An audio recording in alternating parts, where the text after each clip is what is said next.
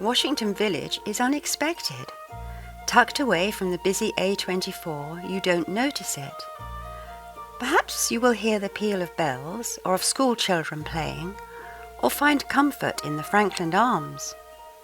But you will be surprised at the charm of its narrow lanes, the cottage gardens, and the old world atmosphere.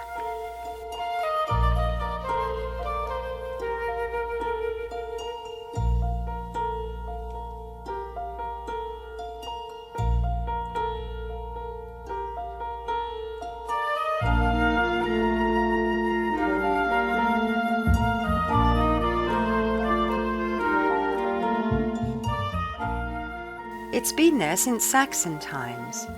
Naturally, it has an ancient church with a large vicarage and garden.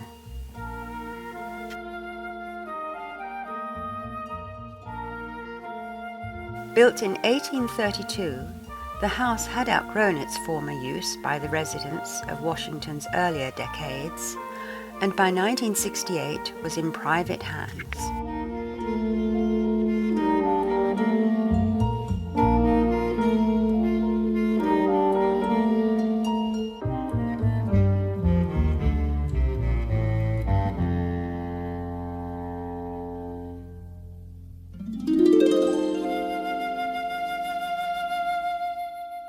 Sir Peter and Lady Meryl Walters acquired it in 1992 and set about restoring the house and gardens.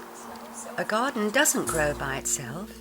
It takes time, imagination, and much effort to produce a garden such as this. We hear from Lady Meryl how this came about. Meryl, you must be so thrilled with the way your garden's looking now. So tell me, what was your first impression when you bought the property in 1992? Well, the garden, frankly, was an overgrown mess.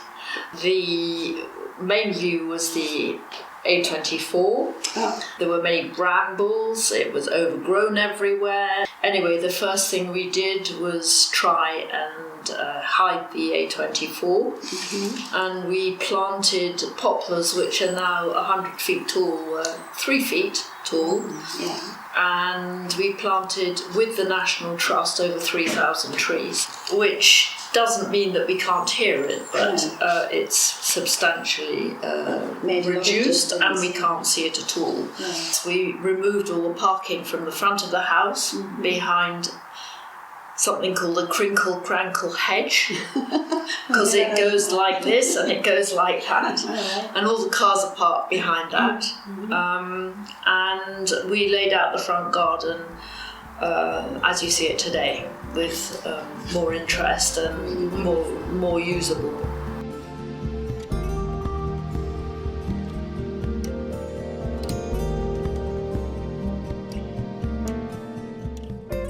We decided to build the conservatory in which I'm sitting now.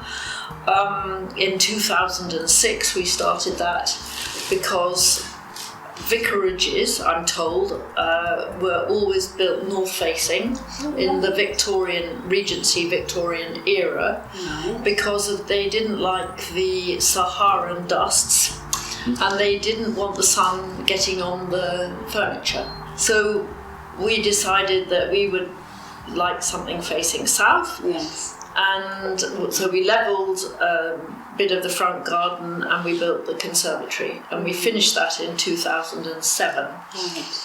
And did you hear then about the pieces of tracery that you then included in? Well, again, I felt that the back wall would be very large and very blank, and one goes through all the obvious ideas like painting murals and so on. And there was somebody working here at the time, and he said, I have these lumps of stone in my garage. So we made a feature of them in the back wall.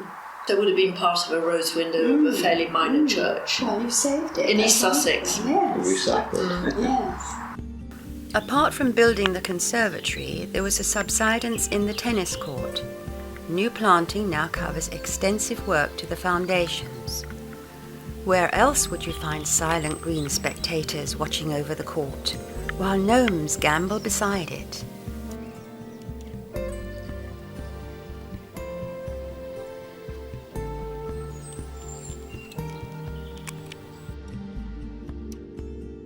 when you first came then, you were already had a sort of a policy towards how your garden should develop, or did the ideas just come? We had no idea at all. It's all evolved, I would say. We've just taken it bit by bit and said that, well, this isn't very nice, or we could do this, or we could do that. And then we got a greenhouse, and then we got 2 greenhouses, and it's a complete evolution. It's not a design as such. So you get your ideas from various sources then? Absolutely, yes. Yeah. I, as a career, was an interior designer, or I'd like to say more an interior architect, because I like space planning. What about the sculpture on the front lawn? How did that come about? We felt that we needed something central in front of the house, and I have a very good friend. She's Polish. She's now living in Canada. She was studying glass sculpture at the Royal College of Art, and she one day did a squiggle on the computer, and the local blacksmith made it. Wonderful. It's such an interesting feature. It's so different. You won't find another one like it. No, I don't think so. I don't think he's going to make another one in a hurry. No. It took him 2 years. Also, just one more little thing I wanted to discuss was the lovely ironwork you've got around the garden, sort of like balustrades and rails. That's all. It's the same blacksmith. He's done all the chairs in the garden, all the gates in the garden, all the rails in the garden. Currently, he's getting round to the Japanese tea house. We've designed a Japanese tea house. Really? Oh, how exciting! That's one of your new projects. Yeah. Well, it's one in hand. It's been in hand for a year, but it hasn't happened yet. You're still waiting.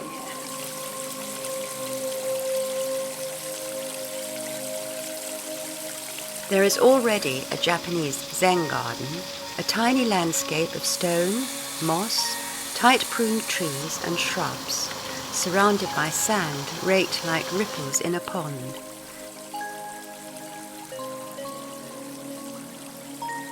Seen from the edge, it represents the spirit of a garden for quiet meditation.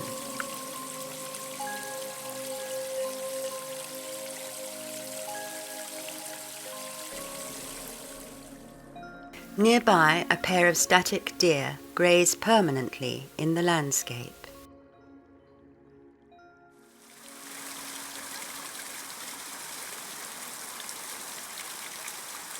Do you have a regular team of helpers with all of these projects? Well, we do have 2 very important gardeners.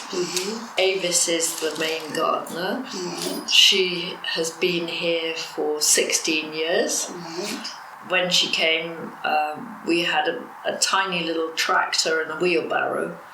She used to garden this 4-acre garden on a heavy slope with a wheelbarrow. Wonderful. And then eventually Tim came, now nearly 10 years ago, and he has made an enormous physical difference because he is able to do many constructive projects and many ideas as well.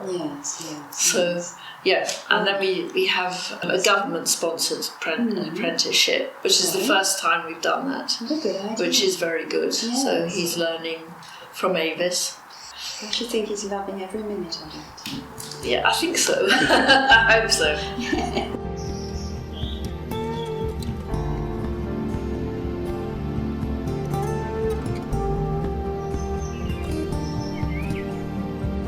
How did you get involved with the National Garden scene, and do you think it's proved worthwhile? How often do you open to the public? Well, to begin at the end, this year we'll open 6 times, and last year we opened 6 times.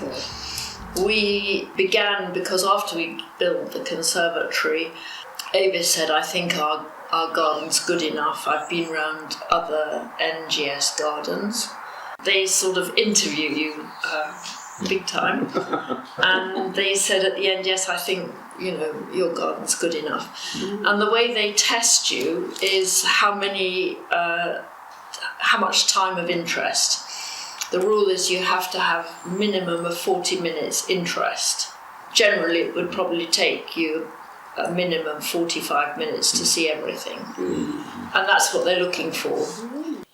So, yes, I think it's made us, I wouldn't say ambitious, but it's definitely raised the bar. Yeah. Because, of course, the other thing is that happens every time somebody comes and they come back and say, "What have you done?" And you think, "Oh, my goodness, more." But not to mention when they come here, the lovely homemade cakes that are available. That's part of the deal that people Yes. want, yes. Yeah. The gardens are an attraction, but the cakes in the conservatory are a seduction. Don't worry if you come across the guardian dachshunds. They might just want a tummy rub. And this is the proceeds to charity, did you say? Absolutely. I think that is why, I feel good about it. First of all, I opened the garden because Avis had put so much into it. Mm-hmm. Secondly, having now had a regular pattern of opening, all of the proceeds go to Marie Curie, Macmillan Nurses, hospices, about 5 or 6 other charities, and the NGS are the biggest contributors to like 500,000 each to all of these charities. So I think it's a wonderful, amazing scheme, Yes. and in a small way we contribute. Yes, wonderful. So at the end of the day, people say they like the cake and the tree house the best. I was just going to mention the tree house. Yes, Yes. that's such an unusual feature to find in most of these gardens. So Yes. how did that all come about? Again, tongue-in-cheek really, we said, oh well, all these trees, we should have a tree house. Mm-hmm. But they're poplars and they're still growing, they sway a lot, so we couldn't attach. Oh, They don't actually attach to the trees. No, So we built a platform, it's all blends so well though. and then we built round the platform, Yes. and so on, so it goes on. The children must love it. Yes. I think the adults do as well. Most adults are big children. Yes.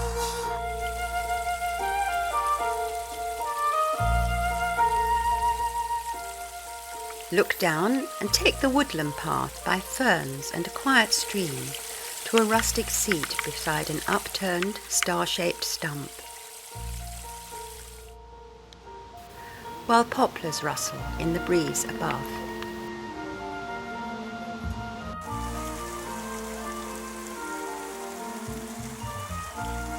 Just to be in Washington, now that summer's here, to visit Old Vicarage gardens where new scenes still appear, to see such detailed visions designed by such a happy team. The whole place is a work of art and imaginative themes. If you've never been to Washington, to this garden wrapped in green, then hasten there, my friend. It really is a dream.